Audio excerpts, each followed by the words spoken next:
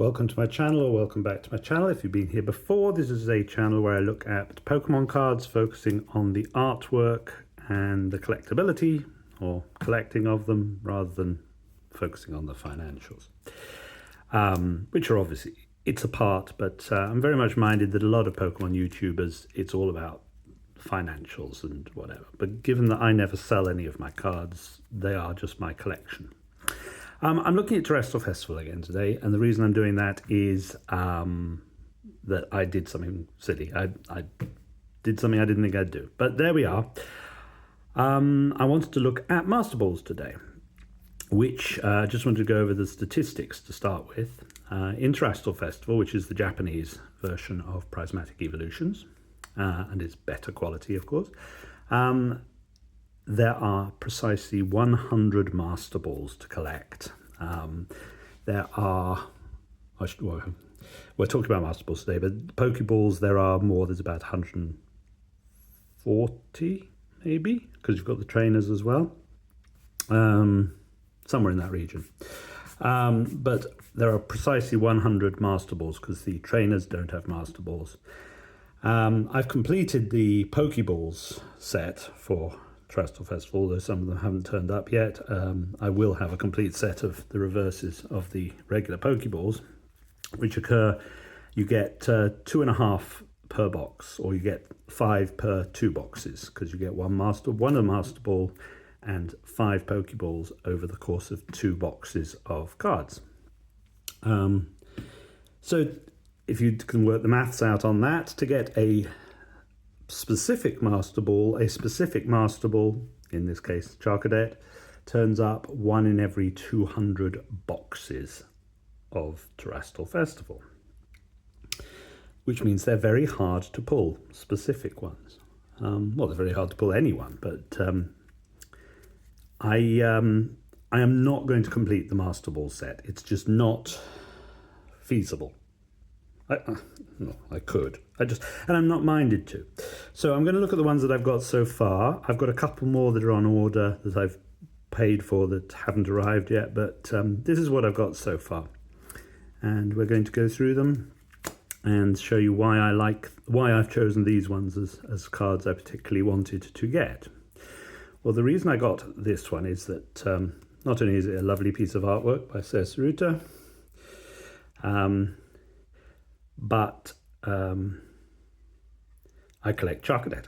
I'm a completist on Charcadet in both English and Japanese. So I needed to get this card to keep my collection complete. So that was the reason I got the Charcadet. For the same reason, I needed to get the Ceruledge to complete my Ceruledge collection, because I collect Charcadet, Ceruledge and Alma Rouge. And also this is by Ryota Murayama, who I collect. I'm not totally completist on Murayama, so I didn't need to get 2 copies of this, one for each file. If I want to look at my Murayamas, I can always move this copy across. But I'm hoping you're picking up the texturing on that. It's all in 4K, so if you're watching this on a monitor, on a computer monitor, you can pull it up on full screen and put it on 4K, and you should see all the texturing on that one there. So that's the Ceruledge. Next up, we have the Totodile, and not only is it beautiful artwork, but it's by Minaminame Take, and I collect Minaminame Take, currently only completist in Japanese, so I needed to get this for my Take collection. Beautiful card, and yeah, very nice card. Glaceon. Now Glaceon is by Keisin, and I collect Keisin in Japanese and English, really. So, but there isn't a Master Ball of this artwork in English, because this is one of the promos they turned into a Cosmos holofoil for the sticker collection. So when it comes next week after the release of Prismatic Evolutions, I've got to find a copy of this out of that, the promo version that's on Cosmos holofoil. I think that's the only one I have to find. So, beautiful card, really lovely artwork. This one is by Koiki Saito, and I got this because I like Koiki Saito, but it was actually really affordable, cheap, so I picked it up. Wasn't one I needed specifically because I told myself long ago that I cannot be completist on Koiki Saito. He's far too expensive to collect. There are so many ridiculously out of reach cards. This one I actually pulled myself, thankfully. Tairekitsu, who I collect. Pretty completist in both languages. Again, this is going to be just a Cosmos holofoil as a promo in the sticker collection boxes, so I don't have to chase down a master ball of this artwork in English. I am completist on Uninori in both languages, so I had to get this. It's a beautiful card. It's the Thwacky, and we've looked at this several times over the last couple of weeks on my channel, so it's worth looking at again. Just there you go. Beautiful, beautiful artwork. So that was for my Uninori collection. Nagomi Nijo I collect in Japanese only, completist, so I needed this for that. This is the Honedge. I mean, it was really affordable card as well, considering how ludicrously hard they are to pull. These cards seem very, very affordable on the whole. More of that later. I collect Matazo for my sins. I collect Matazo in both languages. I'm going to have to rethink that. I may have to give up and just collect Matazo in Japanese. And that's fine. It's early days in Matazo collecting because it's only been a year and a half or so, so I guess it's better to make that decision now than further down the line when I've invested a lot more into getting cards. But I think I'm going to have to abandon my English Matazo complete collection. So that's the beautiful Noctowl. I got this one, not because I'm completed on Chibi or anything, but I was really impressed by this artwork. The card's beautiful and it was very cheap. So, and it's it's a new artwork. It's not a reprint from another set. It's the Regigigas. Very beautiful. I am completed on Korea in both languages, so had to get this amazing card, one of the cards of the year. Stunning artwork. Beautiful card. Hope you can see the texture on all that, but even without texture, just the artwork on the card is amazing. Really liked this little card, and it was very affordable. This is the Badu by Ikegami, and I just think it's lovely. The flowers are beautiful. Very playable card as well, so we'll see next week how it impacts the game. Just really liked this card by Scav. I'm not completist on Scav at the moment. I'm fairly complete. I've got most of the cards, but it's not a collection I've put together specifically. But I just thought the texturing on this, especially the way they've done the rain and Dreepy's body there, it's just I love that artwork. It's iconic. It's quite simple, but it's the joy in Dreepy's face there. Just great. Really nice card. Another for the Uninori collection. Obviously, I had to have this. This is the Kadabra. There's been several prints of this now. Beautiful card.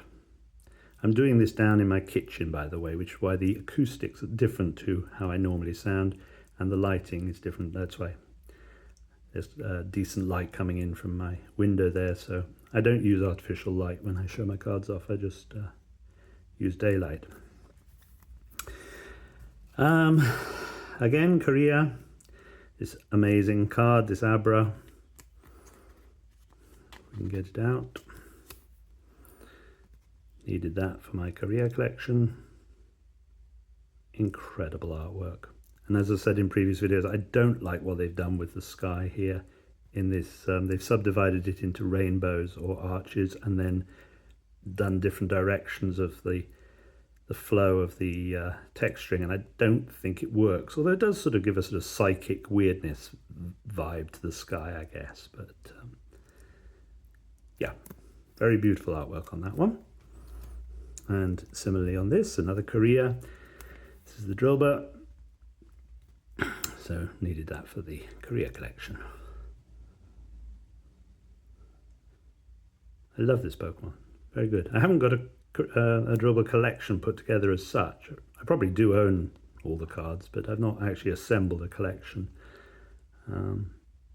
Yeah, lovely texturing on that, nice artwork. This one, which is the penultimate one I'll show you today, is another Koikisaitu. Again, I bought it because it was cheap, and I thought it was a really sweet little card, and for a couple of pounds I wasn't going to pass it up, so it was just an impulse buy, really. This is the Gimmighoul, which brings us to why I've made this video today, the final one I'm showing you. I did the stupid thing. It's been annoying me since before the set was out, that my Metaza collection was now scuppered because of this card. So I bit the bullet, and I've just reduced my aspirations with Metazo to being Japanese only now. Hopefully they won't throw me another impossible card to collect. But for now, we're back to being complete on Metazo, in Japanese at least. Well, actually in English, because technically Prismatic Evolutions is not out yet. So as it stands on current released cards, I do have every print of Metazo, both in English and Japanese, and that's going to last for the next 48 hours. And then we've got the nightmare of what happens with this card in English. I haven't actually seen any for sale or what prices are, but I just, yeah, we're not talking about that because it's just so depressing. Unless I pull it miraculously from the one ETB that I've managed to get, it ain't happening. So those are the Master Balls I've got here at the moment. I have things like the Milotic by Taira Kitsu I have ordered. It's just taking a very long time to get here from Japan. There are some other ones, I think.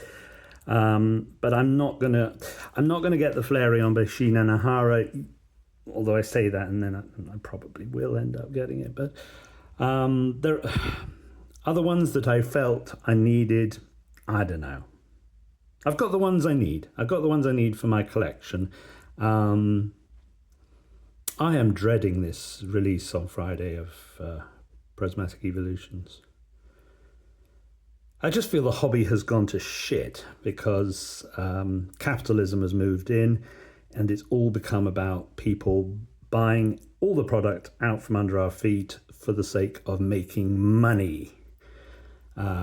People see the number of YouTubers I see opening packs and their only concern is what they're worth. It's not about whether they're nice cards. They don't seemingly mean anything to them. They have no passion for the hobby, for Pokemon. It's all about, can I make money? It's gambling. It's just watching people pulling the lever on a one-arm bandit, as an old reference, fruit machine, pressing the button on a fruit machine, and seeing whether they can win or lose and get that adrenaline rush and endorphins from being lucky. But there we are. That is my personal take on the Master Balls in Terastal Festival.